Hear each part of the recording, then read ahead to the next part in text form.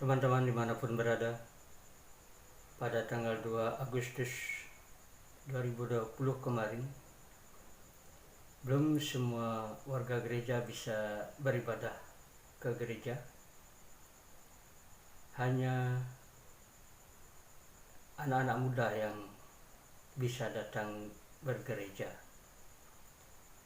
Dan oleh karena itu saya sendiri belum bisa datang bergereja sesuai dengan imbauan pemerintah. Saya hanya mengikuti ibadah dari rumah dan sekaligus mendengarkan firman Tuhan, khotbah dari Bapak Pendeta Dr. K.A.M. Yusuf Roni. Dan karena itu saya bagi-bagikan melalui video ini kepada teman-teman yang mungkin belum bisa datang. Kami memuji dan mengucap syukur kepadamu atas segala kasih, karunia, anugerah, limpah rahmat dan berkat, atas segala pemeliharaanmu yang begitu sempurna menyertai kami, atas perlindunganmu yang menaungi hidup kami, bahkan atas penyertaanmu dengan kasih setiamu yang senantiasa mengiringi hidup kami. Untuk itu kami mau menaikkan ucapan syukur kami yang tak terhingga kepadamu, seraya senantiasa menyerahkan diri kami di hadapan Engkau. Sebab di dalam Engkau kami akan terpelihara dengan sempurna, karena Engkau adalah pemelihara yang kekal. Saat ini di tengah-tengah persekutuan ibadah kami, baik umatmu yang ada di sini maupun yang ada di rumah, kami bersehati menyerahkan seluruh kehidupan kami ke dalam tangan-Mu. Kami tahu Engkau adalah pemelihara yang kekal. Bersabda dan berkata-katalah kepada kami, karena firman-Mu itulah yang bahkan menjadi pelita dan pandu dalam setiap langkah-langkah kehidupan kami. Memulihkan kami, memberkati kami. Terima kasih Bapa, biarlah Roh-Mu yang kudus itu menopang kami senantiasa. Dalam nama Yesus kami berdoa. Amin. Silakan duduk. Shalom. Pagi ini kita akan bersama-sama membaca firman Tuhan yang terambil dari surat Yakobus pasal 1 ayat 19 sampai ayat 27. Surat Yakobus pasal 1 ayat 19 sampai ayat 27. Kita akan membacanya saling sahut bersahutan. Saya akan awali ayat 19, lalu jemaat menjawab ayat 20. Dan jemaat yang ada di rumah juga sudah membuka Alkitabnya masing-masing. Hai saudara-saudaraku yang kukasihi, ingatlah hal ini. Setiap orang hendaklah cepat untuk mendengar, tetapi lambat untuk berkata-kata, dan juga lambat untuk marah. Ayat 20.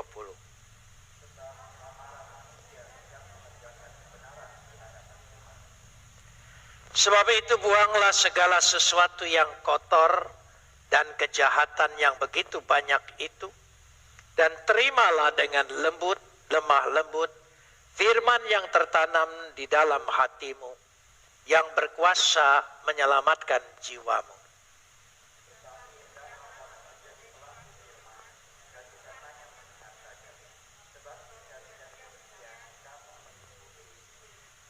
Sebab jika seseorang hanya mendengar firman saja dan tidak melakukannya, ia adalah seumpama orang yang sedang mengamat-amati mukanya yang sebenarnya di depan cermin.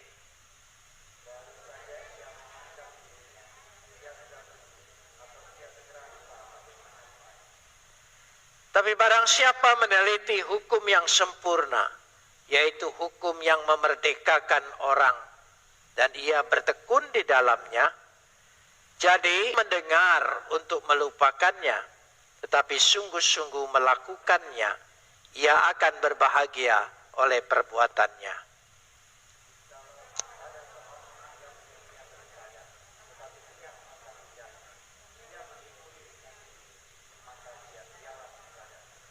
Ibadah yang murni dan yang tak bercacat di hadapan Tuhan Bapa kita ialah mengunjungi yatim piatu dan janda-janda dalam kesusahan mereka dan menjaga supaya dirinya sendiri tidak dicemarkan oleh dunia. Kita sambut firman Tuhan. Kapot leha Adonai Elohenu kapot leha. Segala kemuliaan ya Adonai Tuhanku, kemuliaan bagimu. Saudara-saudara yang dikasihi Tuhan, kalau kita membaca kitab Yakobus, bagi saya seperti petunjuk. Kita percaya, seterusnya apa? Tetapi kitab Yakobus mengajarkan kepada kita bagaimana praktek iman. Iman itu sebuah pengakuan, tapi juga iman itu harus mempunyai implementasinya, mempunyai dampaknya, dan mempunyai dayanya, yaitu praktek dari kehidupan kita.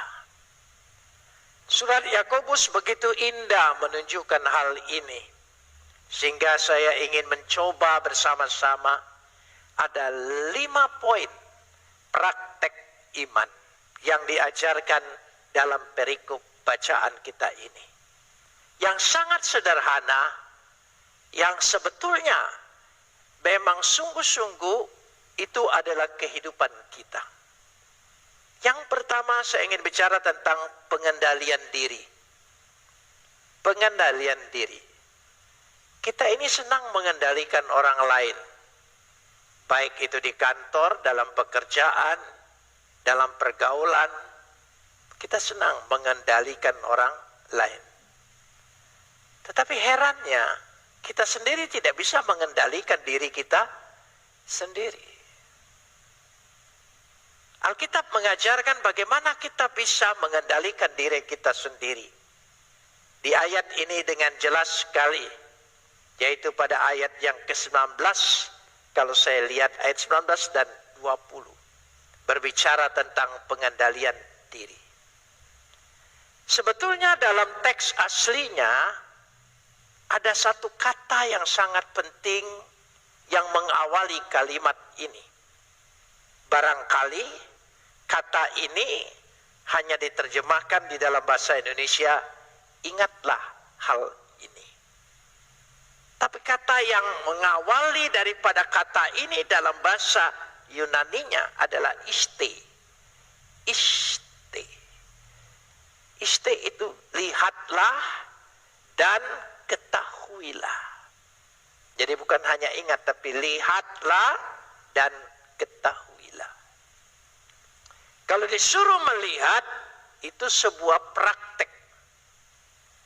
Dan ketahuilah itu sesuatu penekanan. Maka dikatakan dalam manuskrip Bizantin, dia tidak cukup dengan kata iste, tapi hoste. Hoste adalah menunjukkan sebuah rangkuman atau kesimpulan dari pembahasan yang akan dibahas oleh Yakobus. Yang sangat praktis. Dikatakan di situ adalah bagaimana orang itu dikatakan dengan jelas cepat mendengar tapi lambat berkata-kata. Bukankah ini watak kita? Hidup kita sehari-hari. Apa saja yang kita lihat, apa saja yang kita dengar, spontan kita berkata-kata, menyimpulkan sesuatu. Tapi di kemudian hari kita menyesali kecepatan kata-kata kita itu dengan pengetahuan kita.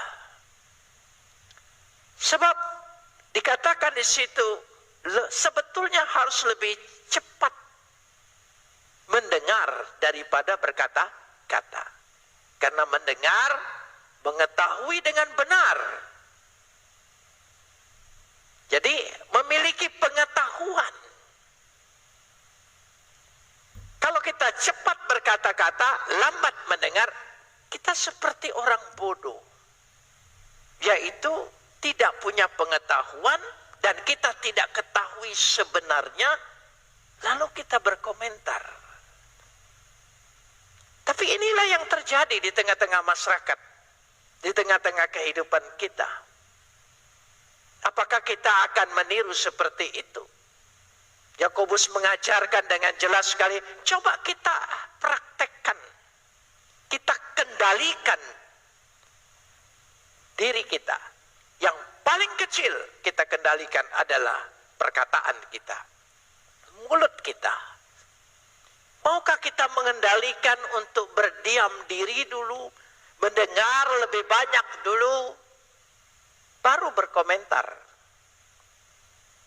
Seringkali setelah dia tahu lebih banyak, tapi setelah dia berbicara dan mengomentari, baru dia berkata, oh begitu ceritanya. Wah, saya tidak tahu. Tapi kenapa kalau dia tidak tahu, lalu dia sudah punya komentar. Inilah yang mengacaukan kehidupan. Kehidupan manusia, hubungan manusia, bahkan tataan manusia, semuanya kacau. Hanya karena komentar yang tidak memiliki dasar pengetahuan. Itulah yang ingin dikatakan di sini. Jadi bagaimana jangan sampai kita itu harus tahus dikatakan di sini, cepat mendengar, tanggap. Aku ingin dengar dulu, aku ingin tahu dulu. Dia tidak cepat berkata-kata, tapi justru dikatakan dia cepat akausen. Aku, dasar katanya, mendengar, dengar. Di sini letaknya. Kita kadang-kadang dengan firman Tuhan pun kita begitu. Ya. Tidak tahu betul, tidak menguasai betul, tapi cepat sekali mengomentari sesuatu. Kita diajar di situ dalam kitab Ayub. Begitu pasal perdebatan mereka, komentar mereka, ini dan itu. Di akhir kitab Ayub, Ayub sendiri berkata, aku menyesal semua perkataan-perkataan itu. Herannya begitu banyak pasal dalam kitab Ayub diakhiri dengan satu kata, aku mencabut semua perkataanku. Maka jangan sembarangan mengutip kitab Ayub. Ya, jangan-jangan yang kita kutip yang sudah dicabut oleh Ayub. Saya pernah mengomentari ini di satu konferensi besar di gereja di Surabaya. Temanya saya kritisi, ini sudah dibatalkan oleh Ayub. Tapi kenapa diulangin lagi kebodohan yang sama? Itu contoh. Apalagi melihat sesuatu, orang lain yang jadi objek. Oh, kita cepat sekali berkata-kata. Kita cepat menilai. Kita cepat. Tanpa kita ketahui. Padahal yang berbicara teman-teman Ayub itu orang yang berpengetahuan. Tapi punya, sekali lagi, pribadi, kelakuan yang tidak bisa mengendalikan diri. Jadi mengendalikan diri ini orang yang sangat berhikmat. Itu yang dimaksudkan. Bahkan dikatakan bagaimana supaya dia harus lambat berkata-kata. Ya, lambat berkata-kata. Bahkan dikatakan di sini lambat untuk marah. Eis or get. Tetapi saya lebih senang mengatakan di sini kalau saya lihat ungkapan secara keseluruhannya, bagaimana orang bisa menguasai emosi. Emosi. Saudara, kita melihat sesuatu itu membangkitkan emosi, gairah kita. Emosi. Tanpa kita ketahui. Apakah orang itu benar seperti itu?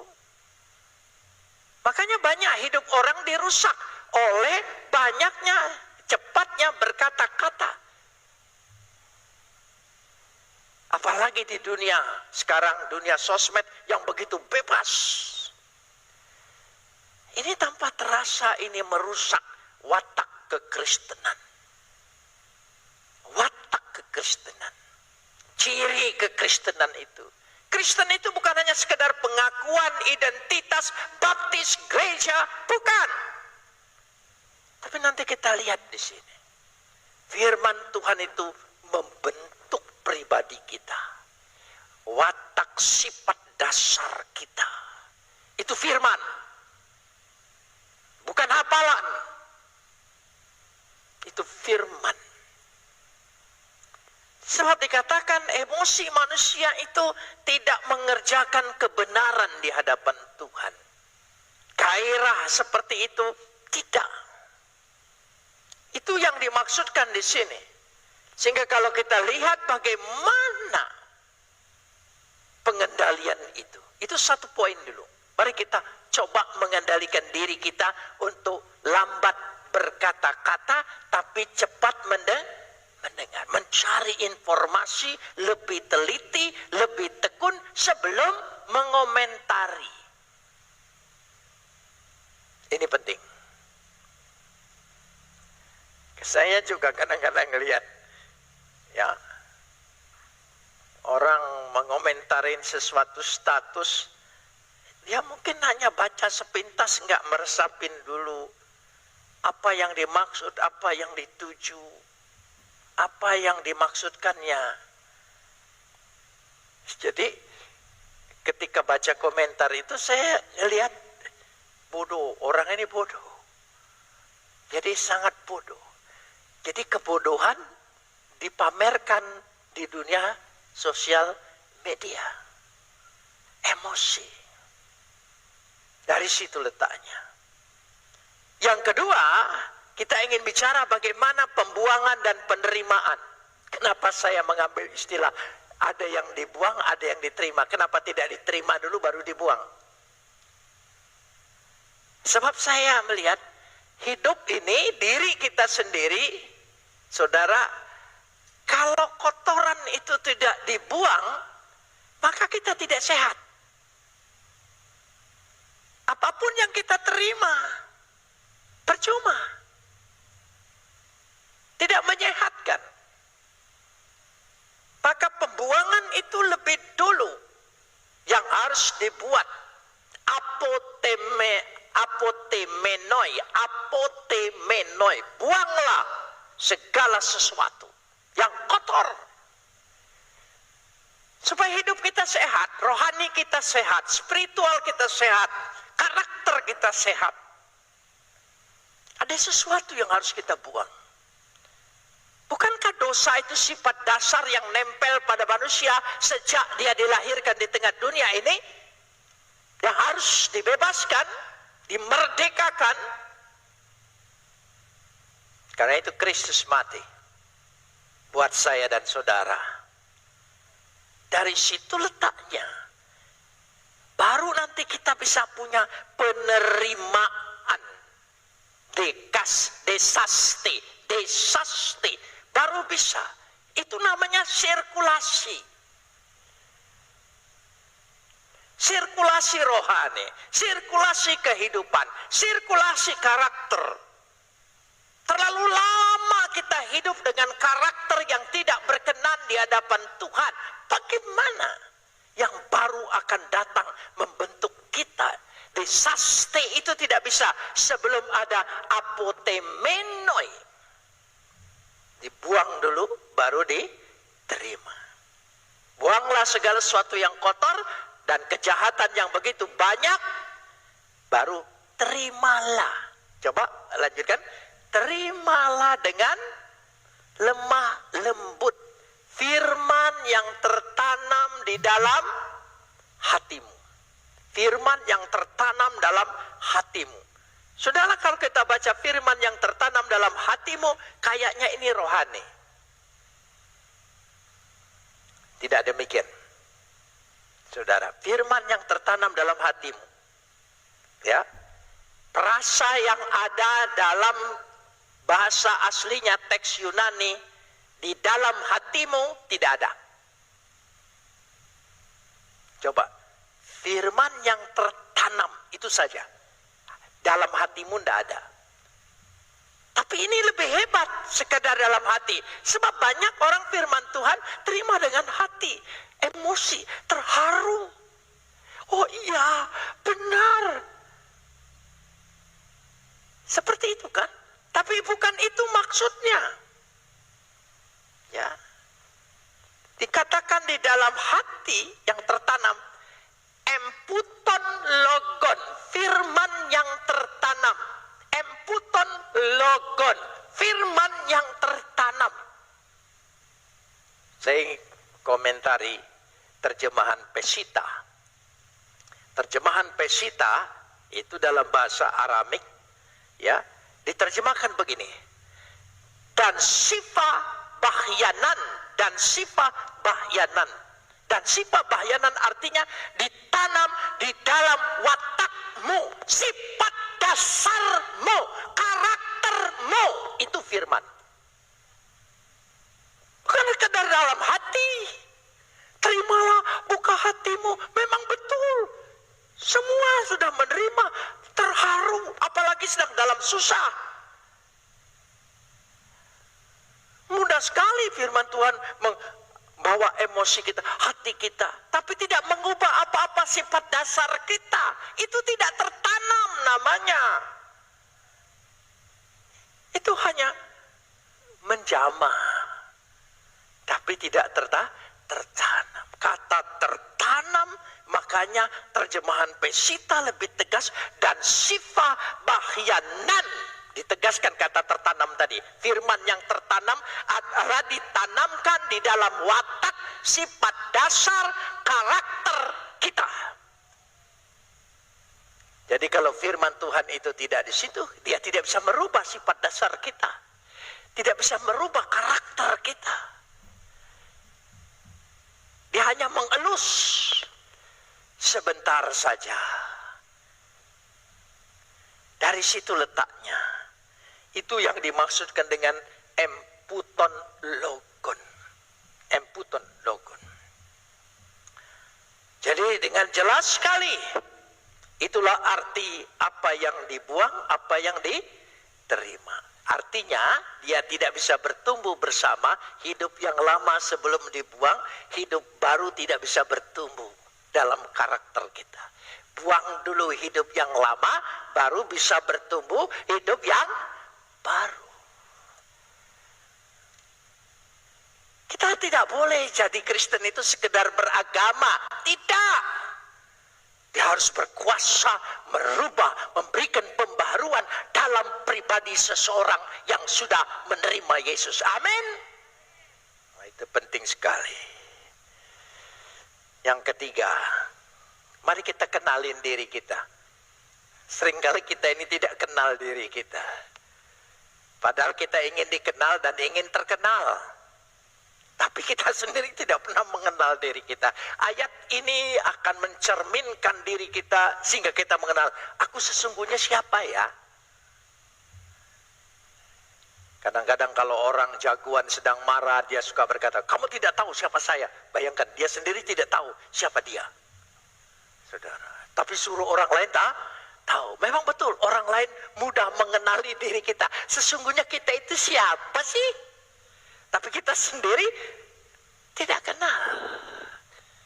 Makanya ketika orang itu mengomentari, kita marah. Ayat 22 berkata begini. Tapi hendaklah kamu menjadi pelaku firman dan bukan pendengar saja. Sebab jika tidak demikian, kamu menipu diri sendiri. Dikatakan situ, hendaklah tetapi jadilah. Ya, tapi hendaklah, jadilah sebetulnya. Gineste Dei, tetapi jadilah. Ada suatu perubahan genetikanya, gineste Dei. Jadilah poitai logo, pelaku-pelaku firman. Dan bukan hanya monon akroitai, pendengar saja. Saudara, jadi dia harus menjadi pelaku. Pelaku itu artinya firman Tuhan itu seperti ayat sebelumnya tertanam menjadi sifat dasar kita. Maka kamu disebut paralogizomenoi, menipu. Saudara, saya percaya tidak ada orang yang mau ditipu orang. Ya. Tapi heran, kita membiarkan diri kita ditipu oleh kita sendiri. Kita tidak mau. Sakit hati sekali kalau sampai ditipu oleh orang lain.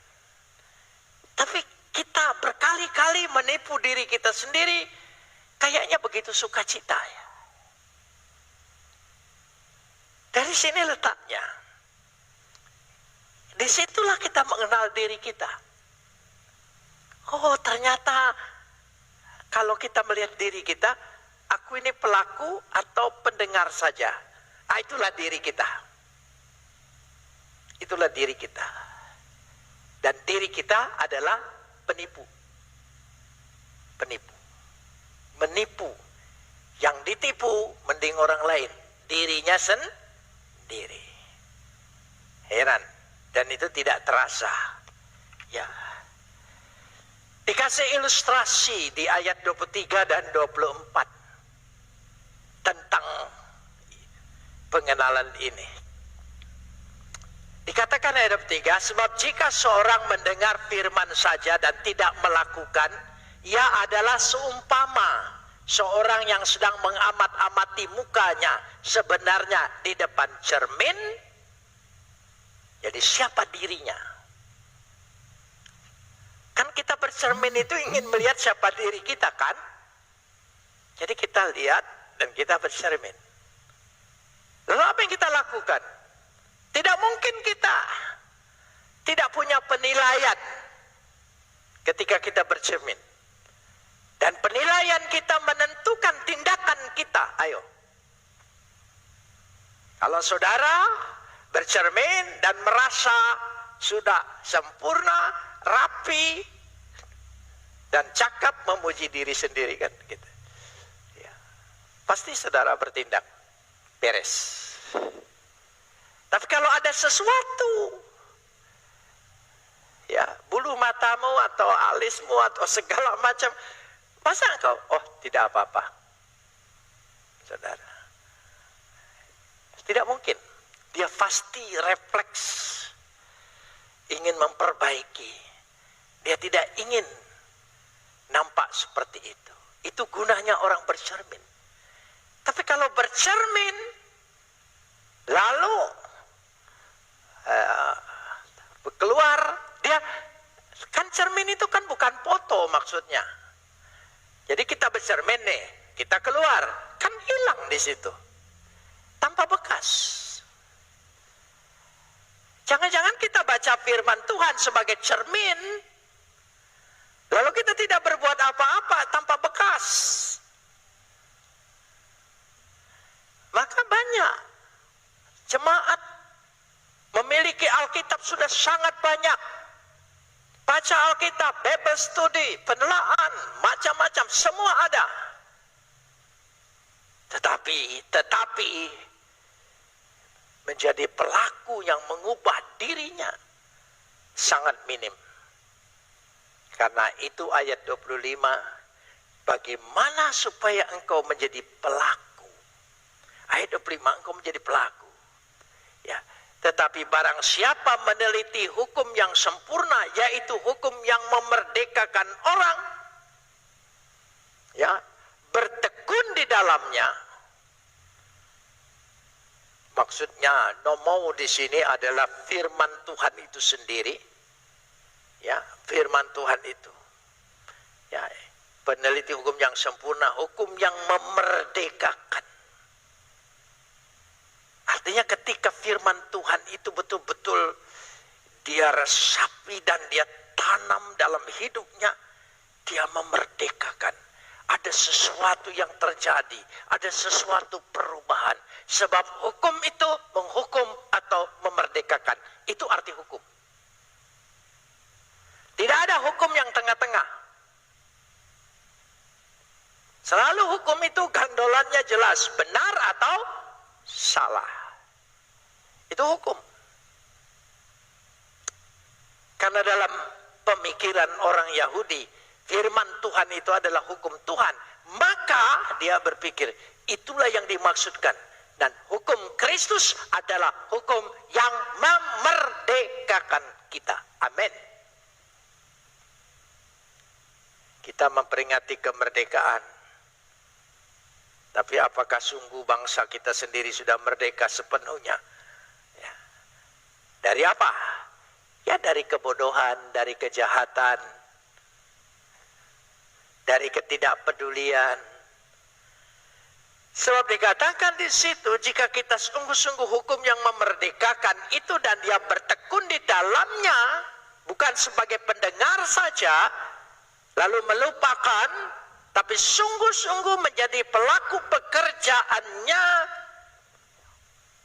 yutos makarios, ia akan berbahagia atau ia pasti diberkati. Amin. Dia pasti. Di dalam pekerjaannya dan di dalam perbuatannya. Itu yang dimaksudkan di sini. Yang terakhir adalah perkenanan Tuhan. Bagaimana Tuhan berkenan di dalam hidupnya. Ayat 26. Jika ada seorang menganggap dirinya beribadah, kembali lagi ke ayat 19 ya. Dia tidak mengekang lidahnya. Dia menipu dirinya sendiri. Tolong sambung. Maka sia-sialah ibadahnya. Tapi saya baca di sini Matayos Chetriskia. Ibadahnya tidak ada harganya. Tidak ada harganya.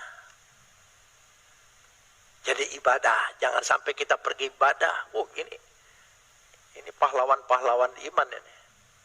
Sudah menembus bahaya. Luar biasa kita ya. Kita datang, kita tahu bahayanya.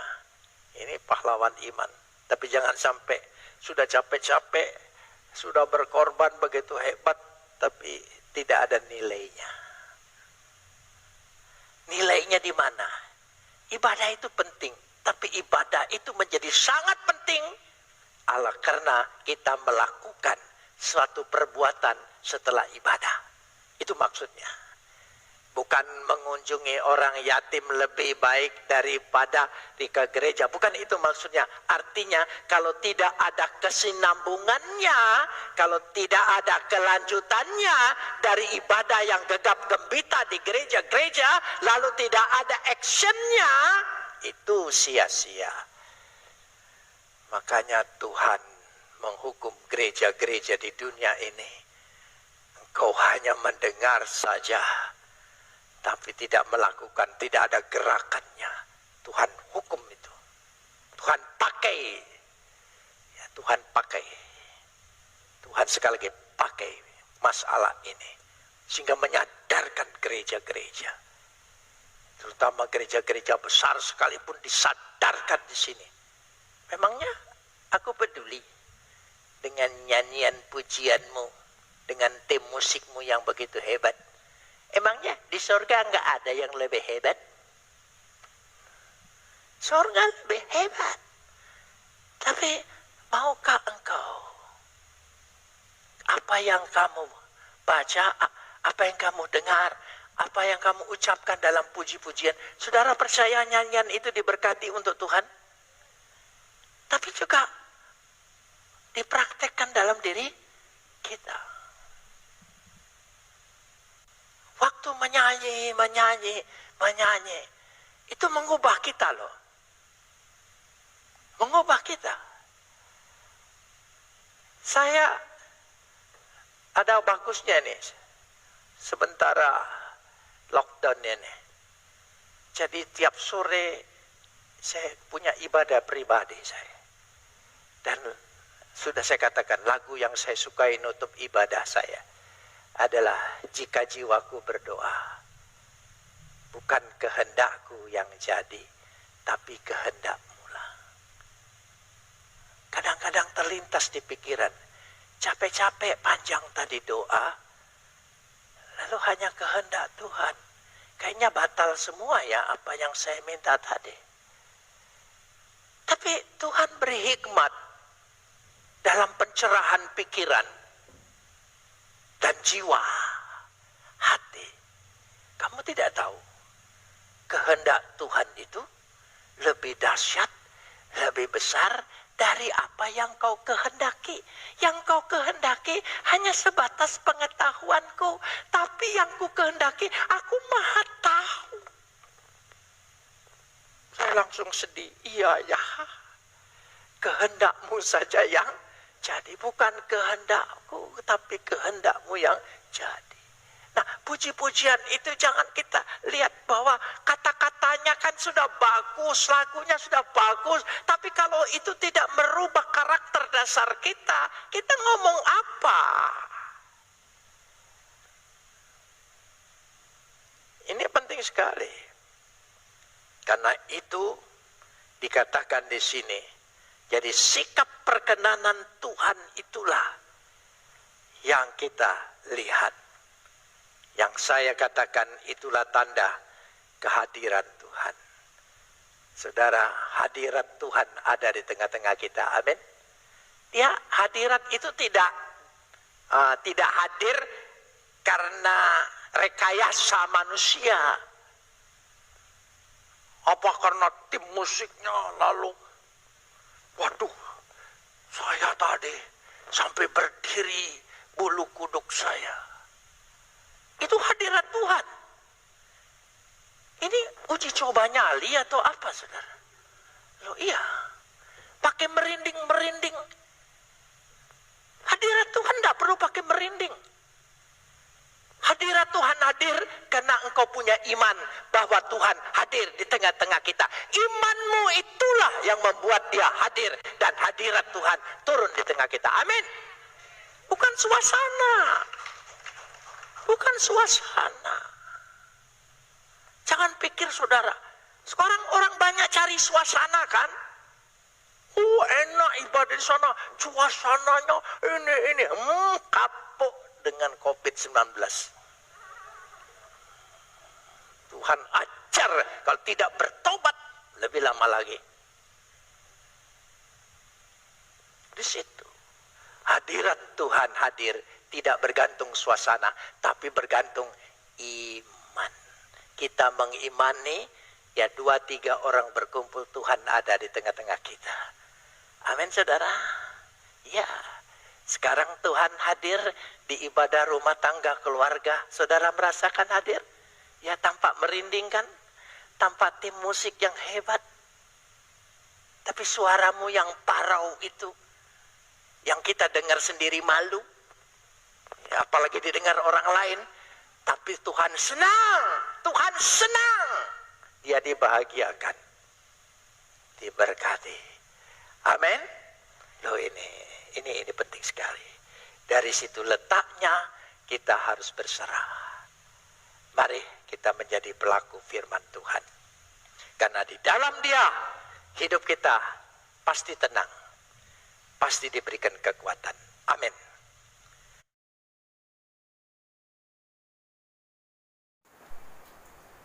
Terima kasih sudah menonton video ini dan sudah mendengarkan firman Tuhan. Dengarkanlah selalu firman Tuhan supaya jiwa kita mendapat kesegaran, selalu mendapat ketenangan dan diberkati oleh Tuhan. Terima kasih.